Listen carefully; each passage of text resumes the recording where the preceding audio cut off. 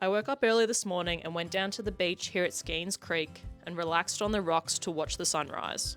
This is honestly my favourite time of the day. It's quiet, peaceful, and what an amazing way to start your day.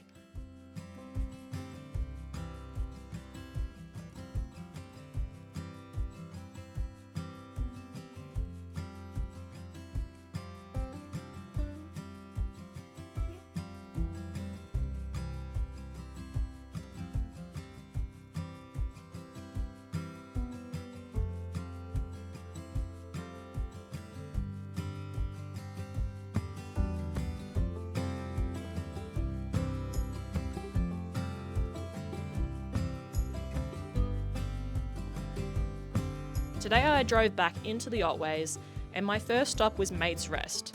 This is a popular, short 30-minute rainforest circuit. It was really pleasant and an easy stroll to kick off the day.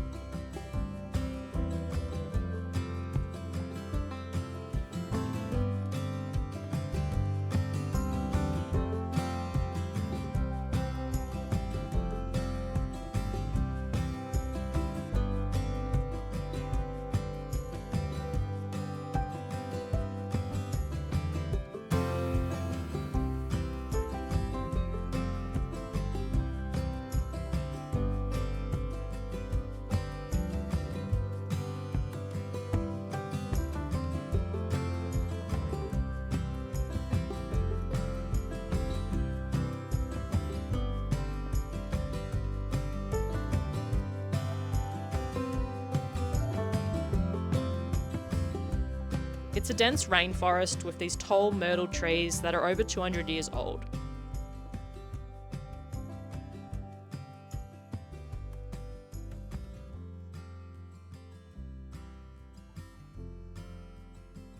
There was also this really cool hollow tree. I was careful not to step on the roots because that can damage the tree, but you can carefully step inside and the view through this hollowed out tree was amazing and so unique.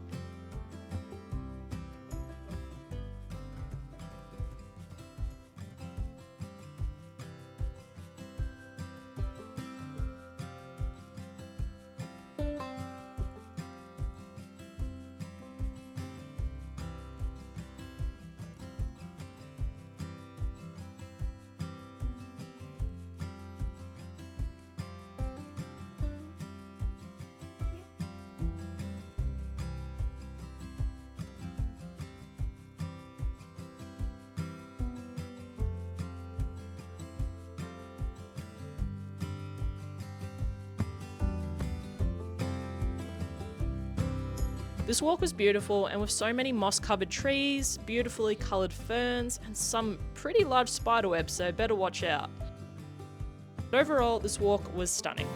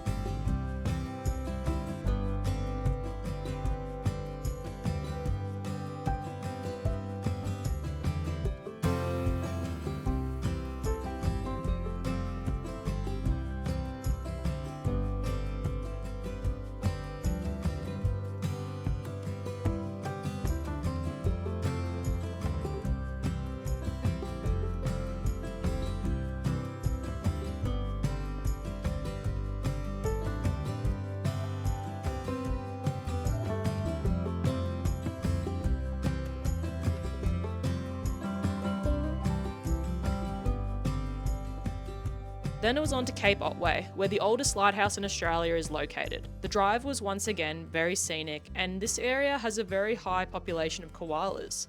Sadly, I didn't see any, but I learnt something interesting from the tour guide at the light station, that these dead white trees, the locals refer to as the ghost forest, are actually caused from koalas stripping them of all their leaves, because this is their favourite kind of food, which I never would have thought would be the cause. I would have just assumed it was from a bushfire, but no, it's from koalas dining out. Sadly, there was no koala sightings, which you can often see in the trees by the road.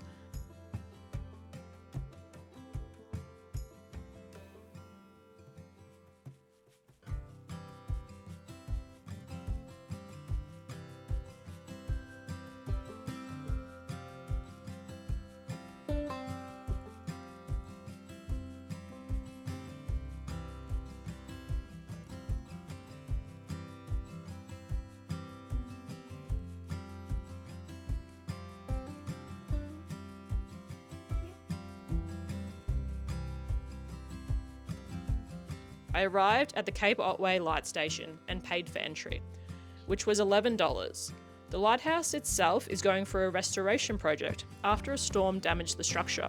So normally you'd be able to view and enter, but not at the moment. However, the rest of the grounds you are still free to explore. And the best part, the tickets that are normally $22 were half the price.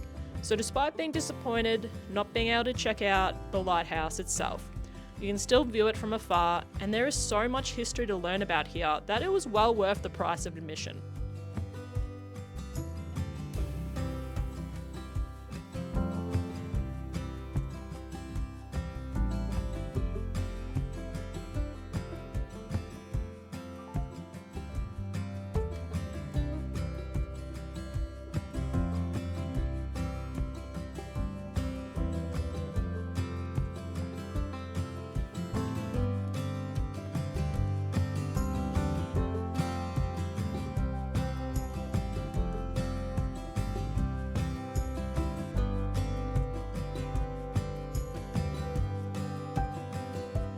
They also have short half-hour talks where a guide explains the history of the lighthouse, the shipwrecks, and also what life was like for this small community that called it home.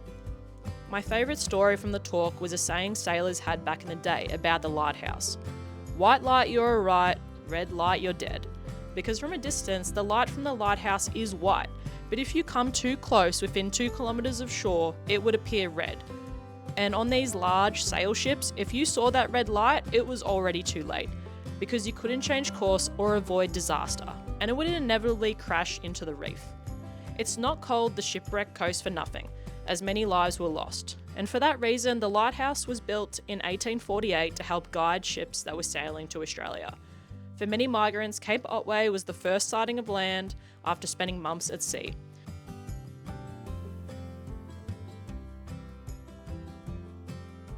Even walking the grounds was beautiful, and the views of this coast were spectacular to say the least.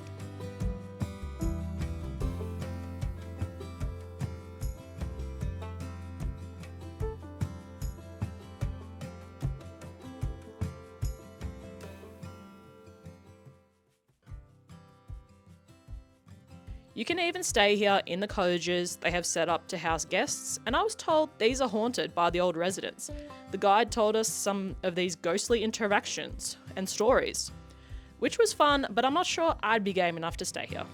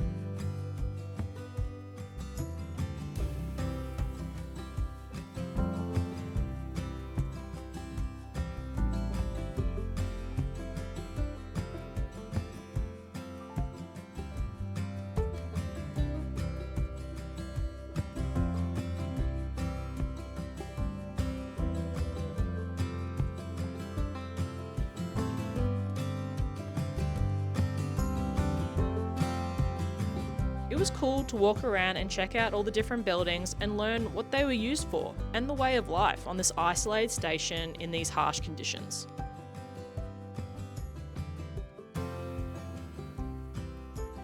It was so fascinating. Every building has exhibits to check out and lots to read, so I spent quite a lot of time exploring.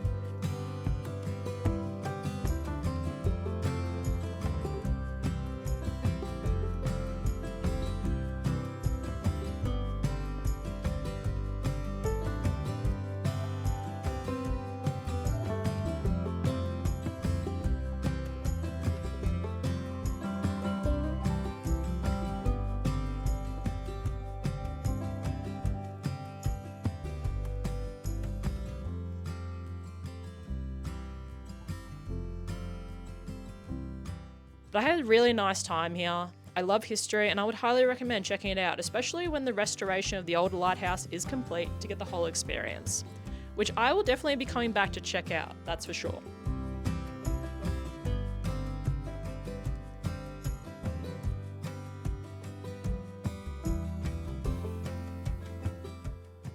On the way out, I checked out the gift shop and had to buy myself a little souvenir in this neat stubby holder. Then I drove back to Apollo Bay. On the drive, I stopped at a pull-off because the scenery was beautiful. But as I was taking photos of the landscape, others started pulling over and were pointing and facing the opposite direction.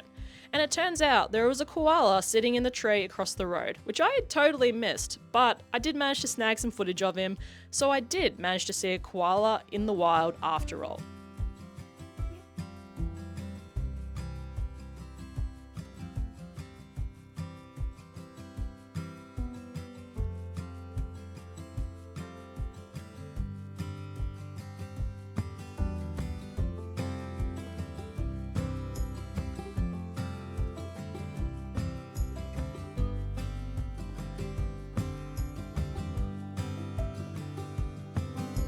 I arrived at Apollo Bay and walked along the breakwater. This was constructed because this area is impacted by very high winds, which would cause damage to the boats. So the breakwater is to protect the vessels docked in the bay.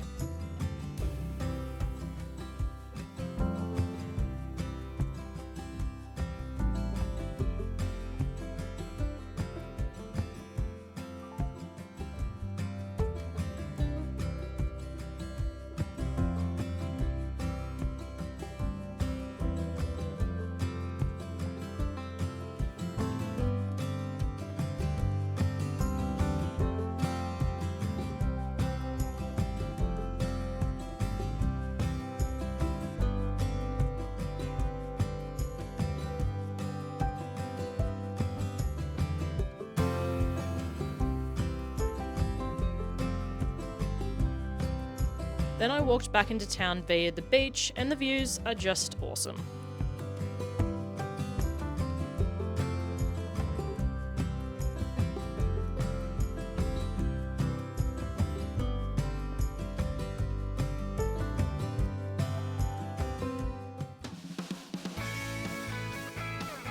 I decided to check out Great Ocean Road Brewhouse, which is an awesome pub that has locally sourced beer, wine and produce. I sampled a few beers on tap and checked out the place. It was super welcoming inside with cozy and rustic decor.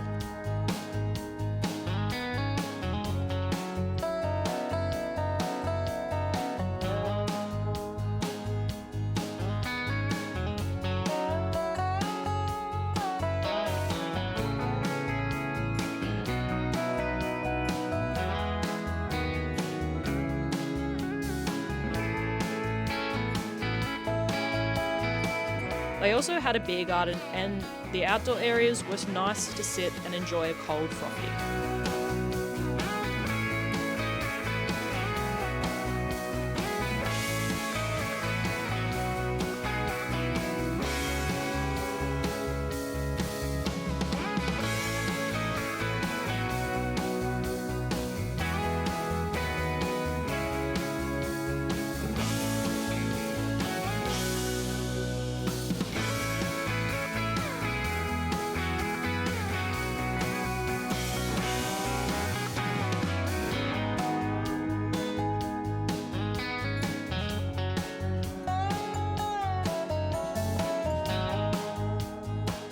vibes, service, and beers were all fantastic, and I enjoyed just relaxing here for the rest of the afternoon. So if you're visiting Apollo Bay, definitely come check out this local venue.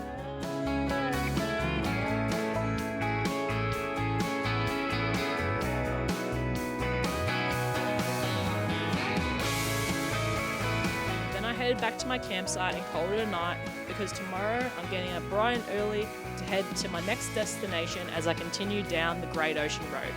But that was my day today exploring Cape Otway and Apollo Bay. Let me know what you liked and what you want to see more of in these vlogs going forward. As always, remember to like, subscribe, and I'll catch you on the next adventure.